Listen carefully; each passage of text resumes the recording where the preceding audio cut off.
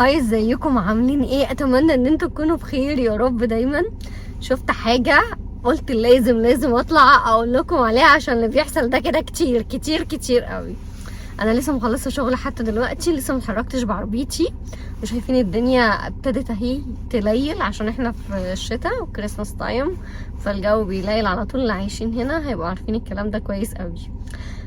المهم بفتح الفيسبوك واخد يعني لقطة كده اشوف ايه قبل ما اركب العربية، يعني حد يكون بعت لي مسج حاجة بتاع، يعني ببص بصاية كده على السريع قبل ما اركب العربية. لقيت الفيسبوك بعت لي النوتيفيكيشن اللي انا هحطه دلوقتي اهو وهوريه لكم دلوقتي حالا. يقول لي ايه بقى؟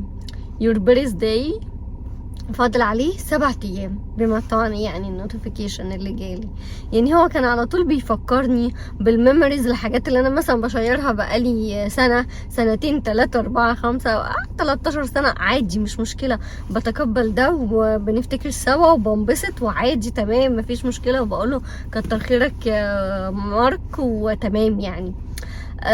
ان هو يفكرني باعياد ميلاد قرايبي وصحابي وحبايبي عشان اعيد عليهم برضو، يعني بجد انا مشكوره، مش عارفه اقول لك ايه اكتر من كده. لكن ان انت تفكرني بعيد ميلادي انا، لا بجد انا مش عارفه اقول لك ايه.